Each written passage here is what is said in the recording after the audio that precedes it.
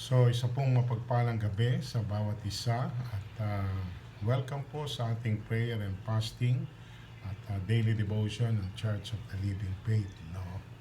Tayo po ay nasa 28th season na at ang ating pong team ay may Divine Encounters with God. At bago po tayo tumungo sa ating pong patuto, tayo po muna ay manalangin.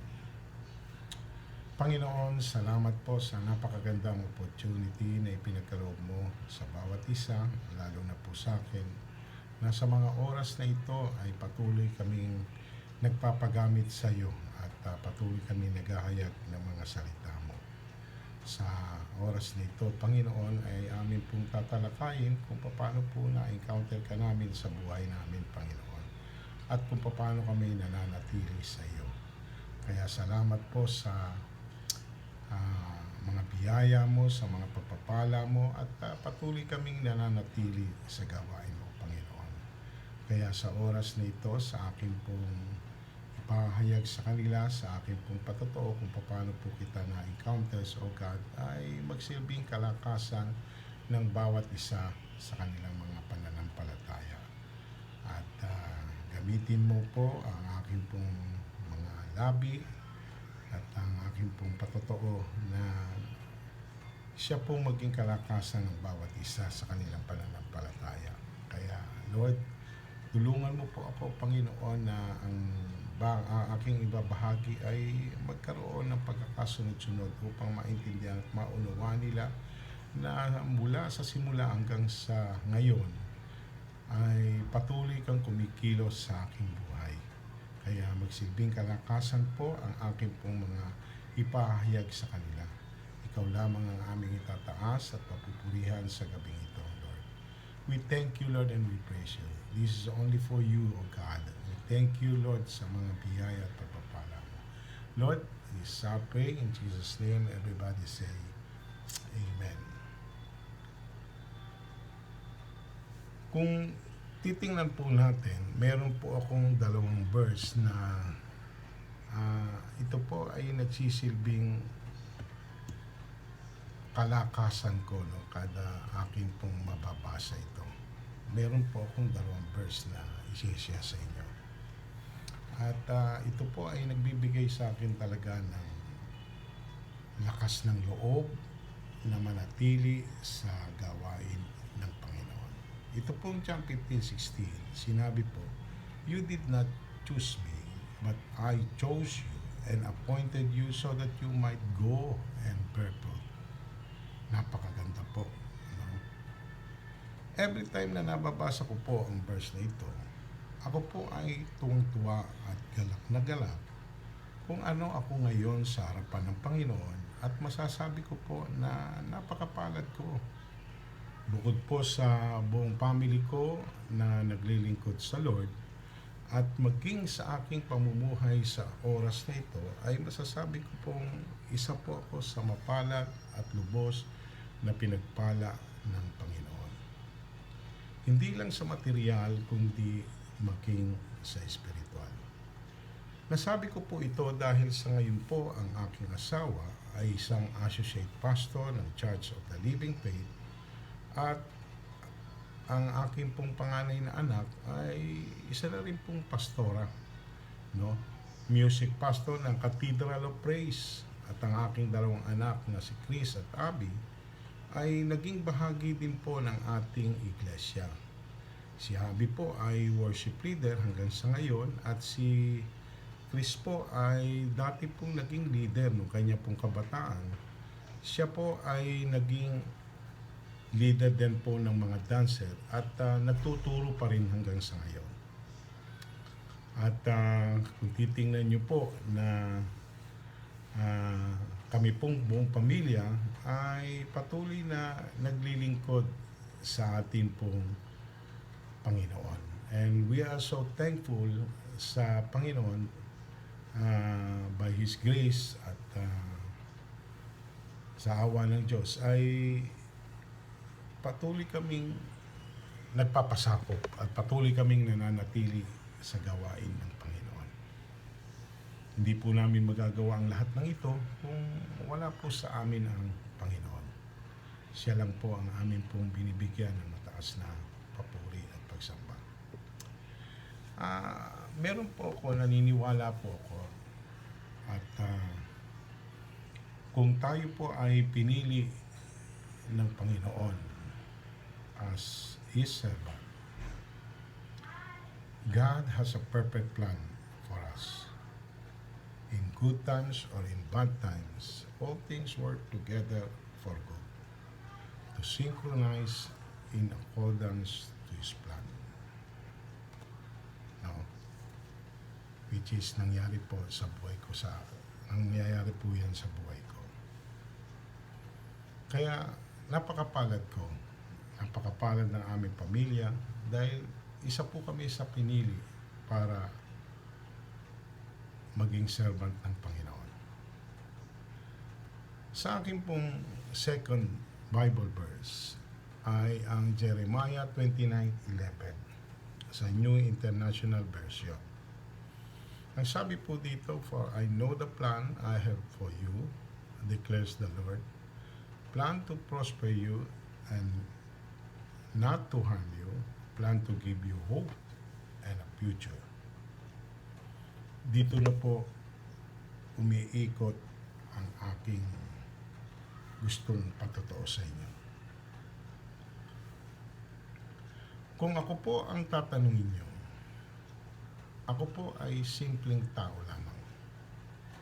Simpleng mamamayan at ang simple lang ang pangarap ko sa buhay. Dahil sa naranasan ko at nakita ko sa aking magulang kung paano kami pinalaki, ang aking pangarap ay matulungan lang ang aking magulang at ang aking mga kapatid. Yan lang po. Hindi ko po hangad na ako po ay maging matataas na tao sa gobyerno o maging engineer o whatever.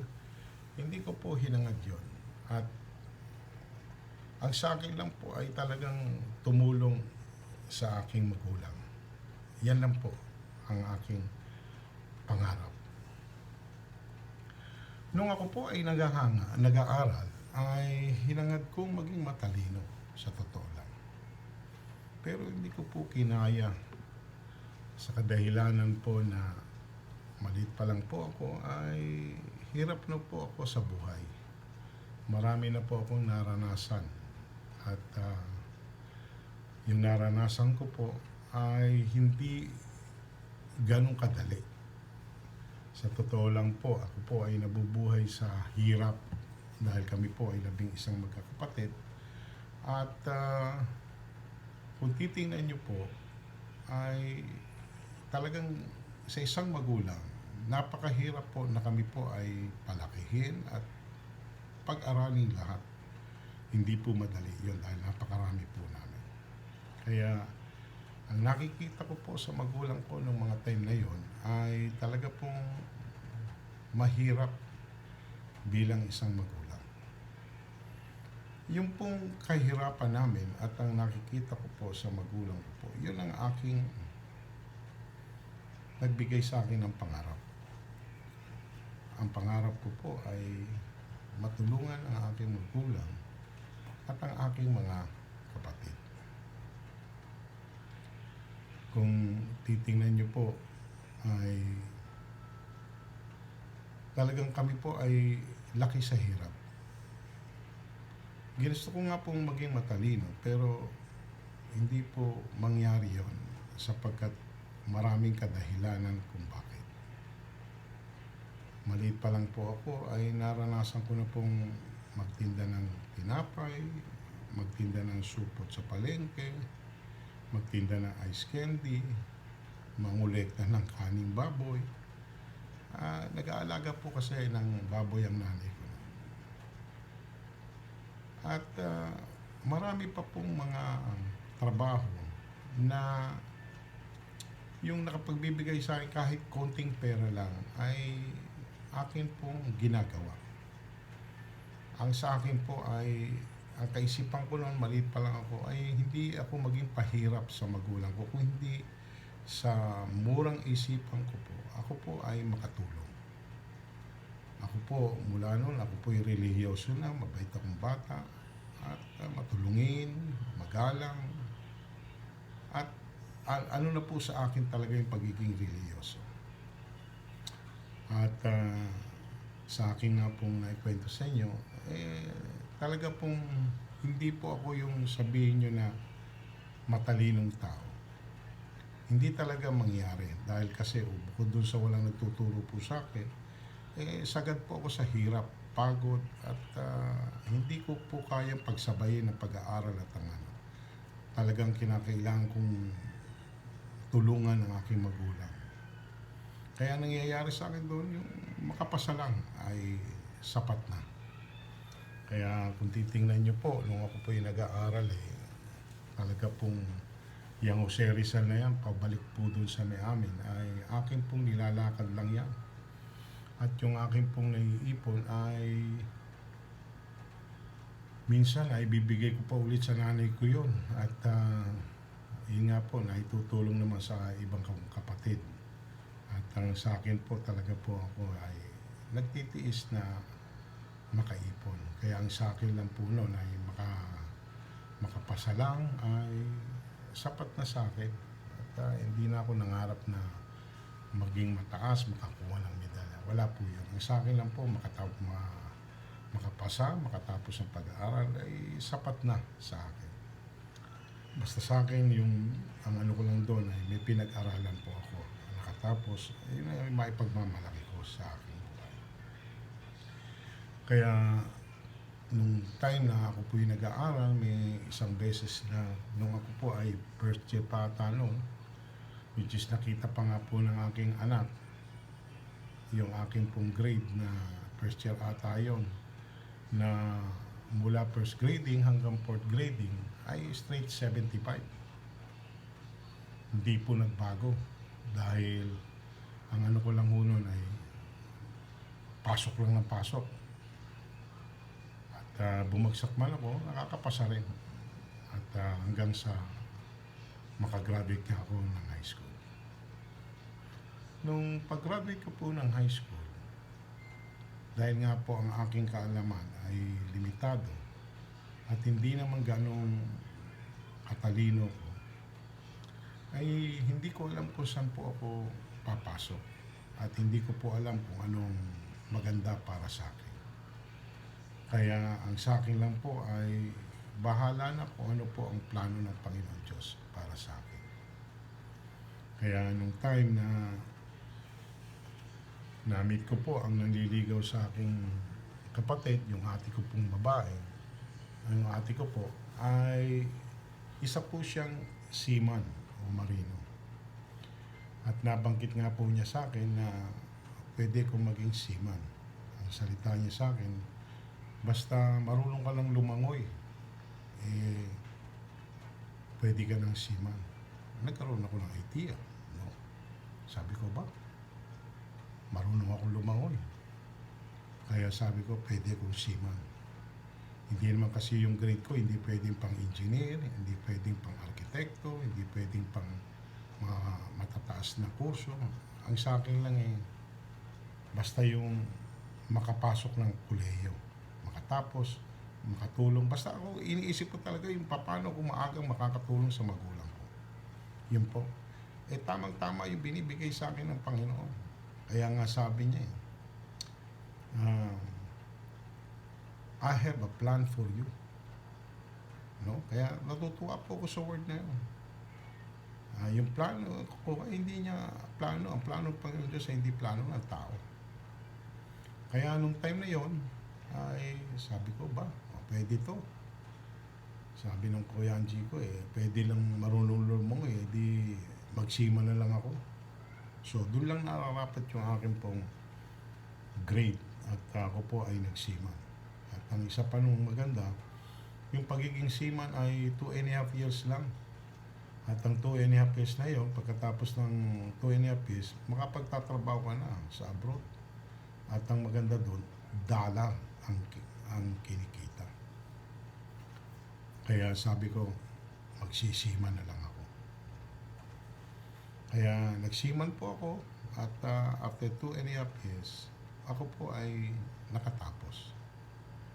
Kaya natutuwa po ako na nakatapos po ako ng pag-aaral. Ngayon, sa akin pong sa araw-araw na tumatakbo ang buhay ko, talagang laging sa akin, laging challenging. Ito na, problema ko na naman kung paano po ako mag-a-apply. At awa naman ng Diyos, ang aking kapatid po ay dati nagtuturo sa Lasal at nakakilala ng mga may mga shipping at ako po ay inilapit niya doon sa isang kakilala niya. Ako po ay kumuha ng exam, sa akin pong pag-exam. Yun nga lang po, medyo mababa, pero yung mga kasamahan ko po matataas. Matataas ang nakuha nila. Kaya kumbaga ako po ay laging kulelat. Pero yung talino, minsan tinatalo din po talaga yan ng masipag, matyaga, determinado, at saka madiskarte. Yun po ako. Kaya nung time na kami po ay nag-apply, bagamat pasado din ako, pasado sila, mataas nga lang sila. Sama-sama po kami nag-utility at naging alila po kami sa opisina. Sa pag-alila sa opisina, ako po ay madiskarte. Hindi po naman yung sip-sip, kundi kada makikita ko po yung sapatos po nung may-ari ng opisina, paghubad niya po niya, binigay sa akin, ginagawa ko po niya, sinashine ko na, dahil papalitan ng tsinelas yung sapatos niya, sinashine ko na po yun. Pagpasok niya pa lang, pinupunasan ko na yung kaya po siya sa akin, kumbaga naglulubag yung loob niya. Masipag tong batang to, mga gano'n. Lahat ng talagang linis, yung gano'n. Pero pagdating po sa mga examen na gano'n, medyo alanganin ako doon. Kaya pagka mga linisan ng toilet, yung mga kubeta na yan, talagang bahala na. Talagang basta ako linis. At nakikita nila yung sipag ko. Minsan, yung mga ginagawa natin, yun din po ang magdadala sa iyo kung paano ka iaangat ng Panginoon. Kaya ako po noon ay 1 buwan lang at ako po ay yung mga kasama ko po ay mga 6 months na, 5 months, pero ako napili. Nagtataka ako, 1 buwan lang, nakaalis na po ako. Kaya naunahan ko sila. Ang ko po doon diskarte. At nung ako po yung makasakay, yan na po. Talagang hirap din po ang aking inabot. Suka dito, suka doon, at talagang pati bulati sa tiyan ko, naisuka ko ata. Talagang lumabas sa bunganga ko po yun.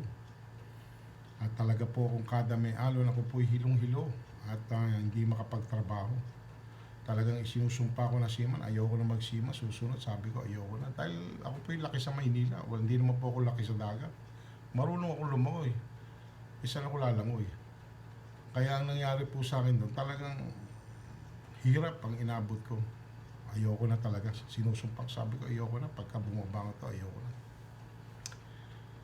Pero minsan, yung mga hirap na aking pong naranasan, ayun po ang laging nagbibigay sa akin ng determinasyon, kalagayan po ng aking pamilya, ang aking pong pangarap na matulungan sila. Ayun po ang nagbibigay sa akin para po ako manatili sa gawain ko kahit hirap na hirap po ako. Hindi po alam ng aking magulang, hindi po alam ng aking mga kapatid kung ano nararanasan ko. Pero, sige lang. Kaya nung time na ako po ay nakatapos, sabi ko nga po kukuha po ako ng examen. Ang kaisang ko po noon ay hindi po ako manatili sa tiktikalawang lang o utusan. Kung hindi, sabi ko, may pagkakataon ako, may chance akong mag-exam, kinakailangan mag-examine ako. Kaya ang nangyari sa akin po noon, kinakailangan mag-ipon ako. Hindi ko po inasa sa magulang ko ang akin pong mga gagamitin sa pang-examine ko. Kung hindi, gumawa po ako ng kaparaanan paano po ako ikita, paano ako makakaipon, paano po ako makapag-examine. At ang ano din, it's a matter of preparation. Alam niyo po ba na ang inyo pong lingkod ay nagtinda ng halo-halo? $1 ang halo-halo ko noon. Dahil ang biyahe po namin noon, Australia, Philippines, Japan lang, Philippines, Taiwan. Kaya kada babiyahe po kami ng Taiwan, ay ng Pilipinas, umuorder agad ako po sa nanay ko yung bote-bote na mga garbanzos, munggo, mga beans, alaya, mga ganun, lahat ng rekado. At napag-isip-isip ko, doon po sa barko, libre yung gatas, libre asukal, libre yelo. So, maraming libre. Kaya malaki kita ko. Nung time na yun, parang ₱2 lang ata yung halo-halo nung time na yun. Ako, 20 na yung halo-halo ko sa barko. Di kumikita kagad ako ng malaki. Kaya may preparasyon ako sa examen ko. Nakaipon po ako noon. Tsaka ang ginagawa ko po noon, ang diskarte ko po noon para hindi po magalit sa akin si Kapitan dahil ginagamit ko yung gatas ng barko, asukal, tsaka yelo. Ginagawa ko po noon, siya po ay libre. Kaya sabi, Noy, isa ko Ninoy kasi pangalan ko noon. Kapag ka po binigyan ko siya, Sir, libre ka na. Sir, lagi kang libre. Dito ang tuwa siya dahil libre, araw-araw ko titindi. Libre siya lagi. Hindi ko alam yung mga nangyayari na yun. Ibig sabihin, para bang ito po pala ay yung related po sa akin pong pag-angat. Kaya nung time na yun, nakakuha po ako ng exam, bumaba ako. At natutuwa po nanay ko, nakita na lang yung pangalan ko. Nakapasa ako sa pagiging third mate. At hindi po ako kumuha sa kanya, kundi sa akin pong sariling ipon. At that time, 22 years old lang po ako noon. So, nung pagkapasa ko na yun, sakay ulit ako ng barko as an AB at nagkaroon po ng pagkakataon na mabakante po yung third mate. So, bagamat meron akong kakumpetensya dun second mate na talagang second mate na pero AB pa lang. Pero dahil nga sa ang kapitan ko ay dati ko nang nakasama na yun yung binibenta ko ng halo-halo, na binibigyan ko ng halo-halo, ako po ang pinromote. Sabi niya, Ninoy, kaya mo ba mag-third mate? Sa totoo lang, hindi ko kaya. Dahil bata ko pa mag-official na ako. Pero ang salita ko, kakayanin ko yan, sir. Kapag tinulungan mo ko, inalalayan mo ko, kaya ko yan. Kaya nga ng iba kaya ko rin yan. Sige, popromote kita. Kaya na-promote ako noon. Nung ma-promote po ako noon, pagpwesto ko doon sa taas sa bridge, kala nyo hihimatayin ako sa nervyos. Talagang nervyos ako. Dahil hindi ko rin alam yung gagawin ko. Bagamat may idea ko, pero ang hirap nung talagang nakapwesto ka na. At ang dala-dala ko, barko. Minsan iniiwan ako ng kapitan. Medyo kukunti lang alam ko noon, pero well prepared naman ako na yun nga lang, hindi pa ganong yung natututunan ko, hindi pa ganong kalaki, kundi maliit pa. Kaya nung time na yun, ako po'y naging nakasurvive at ginawa ko po noon sa akin pong pagka-third mate, nag-aaral na po ako ng second mate. Kaya sa pag-aaral ko ng second mate, unti-unti natututunan ko na po yung mga trabahong second mate, yung sa next position ko. So, hindi ko alam kung ano plano ng Panginoon Kaya nung time na yun, talagang bagamat ang aking kaalaman ay limitado, pero ang Panginoon Diyos, wala pong imposible. Inuunti-unti kanyang inaangat. At kung ikaw ay nagpapakababa, sabi niya, if you humble yourself, God will exalt you. So ako po gano'n. Ang sa akin po yung magpakababa. Dahil talaga naman pong, yun lang po ang kaya ko. Kaya, yung kapag ka synchronize ka doon sa plano ng Panginoon, yung plano mo talagang masusunod at mangyayari. Kaya, nung ako po yung nag-third mate, pagbaba ko, kumuha ko ng second mate, muli, nakapasa na naman ako. Pasa ko, pagbalik ko ng third mate, pagbaba ng second mate na ako. Ang bilis ng promotion ko noon. Kaya bata pa ako, official na po ako. At the age of 25, second mate na po ako. Nung ako po yung mag-third mate, 23 lang. Nung mag-second mate po ako, pero nung kadete po ako, nakilala ko na po yan si Pastor Ates, yung kung paano siya nagkwento po dun sa kanyang patotoo. Kaya nung po ako mag-second mate, doon, that is the time, na kami po ay nagpakasal na po ni Pastor Ates. At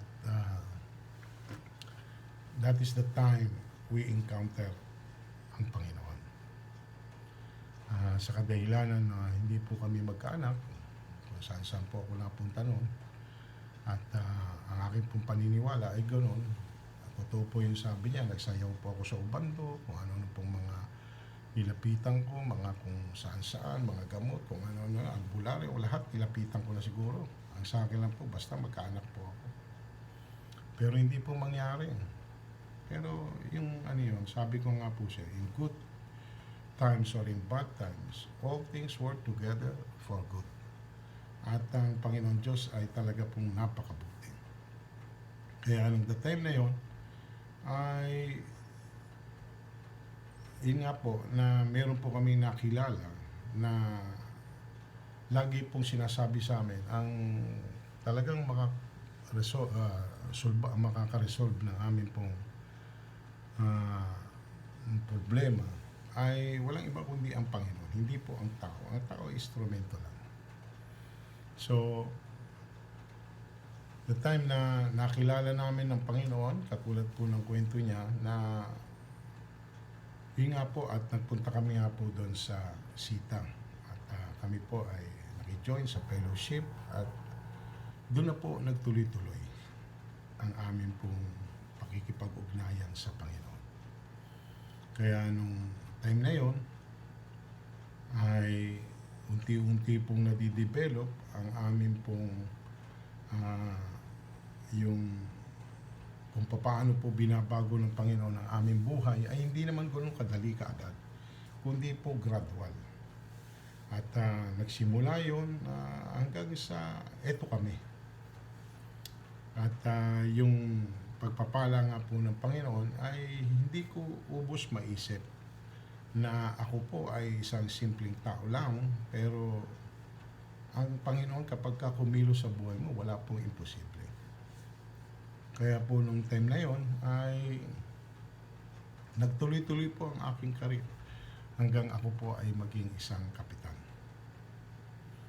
At ang problema ko po, pagamat sunod-sunod po ang aking examen, nakakapasa, nakakasurvive, ang pinakamahirap po ay yung pagiging kapitan. Sa akin pong pagiging kapitan ay ganoon din po, diskarte lang at determinasyon. Ginagawa ko po noon kinokopya ko po lahat yung mga email, telex ng aking pong kapitan at aking pong nire-review lahat yun kung paano siya mag-Ingles, paano siya gumawa, paano siya sa totoo lang po pinag-aaralan ko lahat yun. Hindi po madali dahil doon po pinaka-pick na ng aming posisyon as a seaman. Ako po yung natatakot dahil po hindi naman po tayo ganun kahusay mag-Ingles. Pero yan po lahat ay through experience ay talagang makakamit mo. Ang ano lang ng Panginoon yung maging tapat ka lang sa Panginoon. Kaya nga sabi niya, plan to give you hope and future. Kaya totoo po lahat yan sa buhay ko. Kaya nung time na yon, nung nagbakante po ang kapitan, to make it story short, dahil kasi po limitado po ang ating itong ating pong video, at tsaka ko na po ikukwento sa inyo yung talagang complete details, no? At yung iba pong kapatiran, alam na po yung aking pong kwento na yan. Kaya nung ako po ay maging kapitan, talaga pong yung una po ay talagang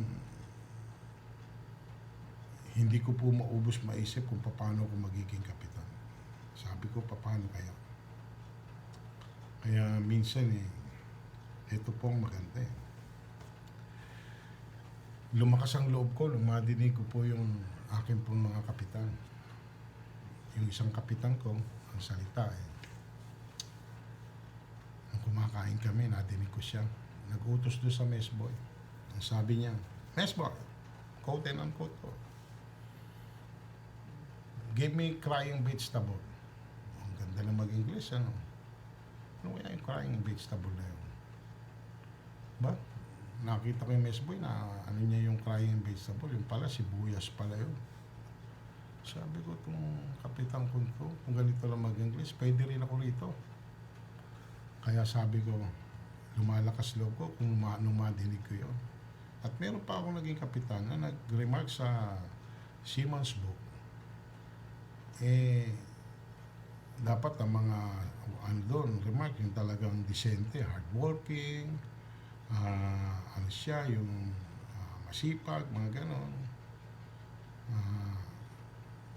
Yung aking kapitan, as sinulat sa remark, yung OS, nakalagay doon, work like a Rambo. Ba?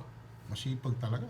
Dahil work like a Rambo Kaya yung nadinig ko yun,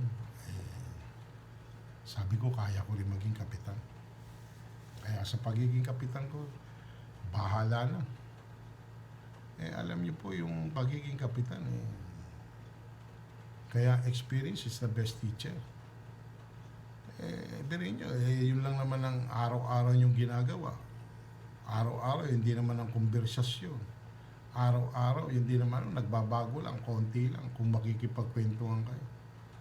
Yung kwentuhan namin, pati yung kwentuhan namin, minimemorya ko yung English na yon. Kaya sabi nila, sir, ang galing mong mag-English, ha?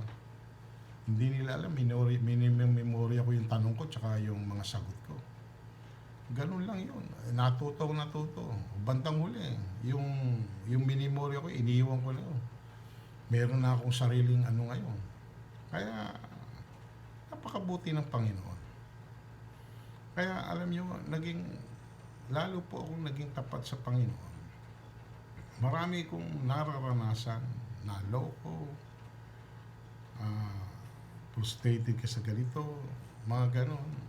Pero, ang lahat ng iyon hindi plano ng Panginoon. Sabi niya yan plan not to harm you, but plan to give you hope and future.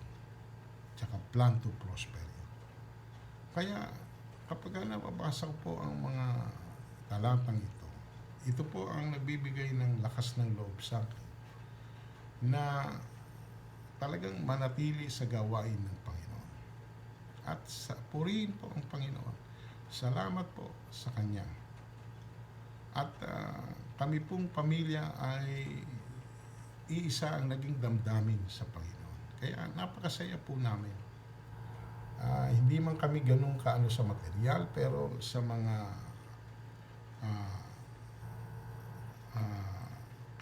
pangangailangan namin ay hindi naman sobra, kundi hindi sobra-sobra, kundi sapat lang. Lalo na po nung ako po ay mag-retire.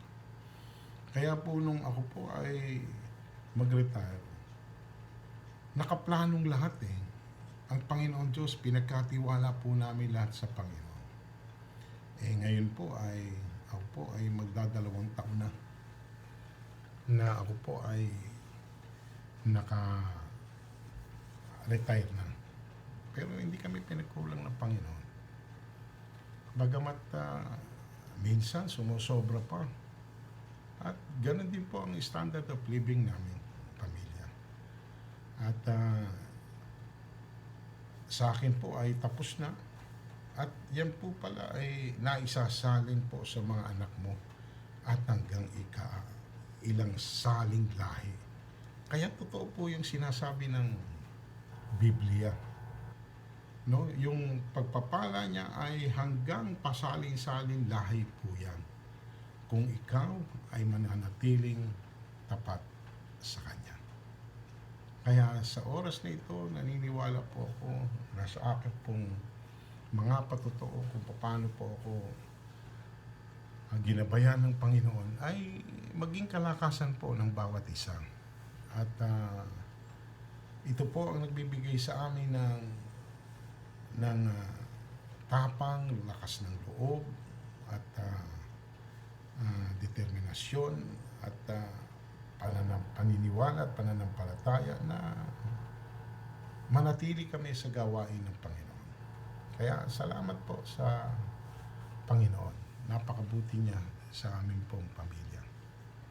Kaya sa oras nito, salamat po sa bawat isa at napakahaba na po ng aking pong patotoo at limitado lang po ang ating oras. Kaya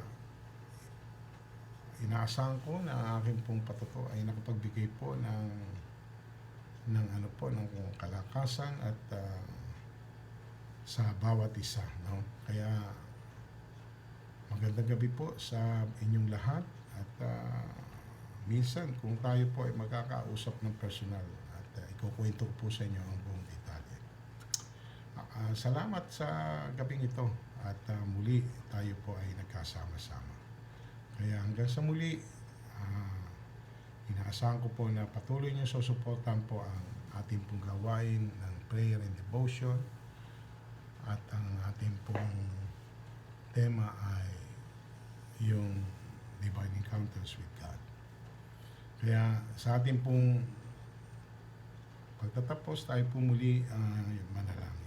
Panginoon, sa oras na ito, tunay na napakabuti mo. Salamat po sa mga salita mo, ganoon din po sa akin pong patotoo na napakabuti mo hindi lamang sa akin, Panginoon, kundi po sa akin buong sambayanan. At salamat po, bagamat napakapalad namin, Panginoon, na sa isang pamilya ay bihira po ang buong sambayanan na patuloy na nagtatapat sa iyo, nananampalataya at patuloy na nananatili, Panginoon. Kaya napakabuti mo sa aking buong sambayanan sapagkat, Lord, hindi mo kami iniwan, hindi mo kami pinabayaan. Salamat at patuloy na ginagamit mo ang bawat isa sa amin, lalo na po ang aking asawa, ang aking mga anak, na patuloy na maglingkod sa iyo. Dalangin ko po, Panginoon, na patuloy kang manatili sa aming buhay.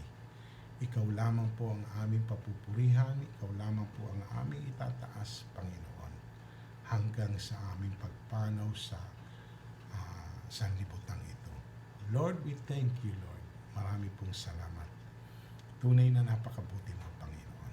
Ganon din po, Panginoon, dinadalangin ko po kung paano mo ginawa sa aming buhay ang mga pagpapalang ito, Panginoon. Naniniwala kami, Panginoon, na ang lahat ng nagtatapat at patuloy na sumusunod sa iyo, na ito ay pagpapalain mo, sapagkat malinaw ang sinabi ng Jeremiah 29:11 na meron kang plano sa amin, Panginoon. Ito po ay binigay mo na sa bawat isa. Simula pa po lang nung kami nasa sinapupunan pa ng aming pong magulang.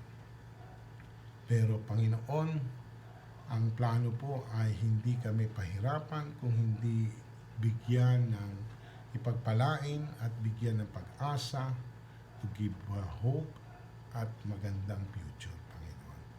Which is ito po ay naranasan ko po, Panginoon. Marami pong salamat sa gabing ito, Panginoon. At binigyan mo ko ng pagkakataon na ihayag sa kanila ang mga ginawa mo sa buhay ko. Lord, we give you thanks, we give you praise, O God. This is our prayer in Jesus' name. Everybody say, Amen. So mga kapatid, salamat po sa bawat isa sa inyo at magandang gabi po.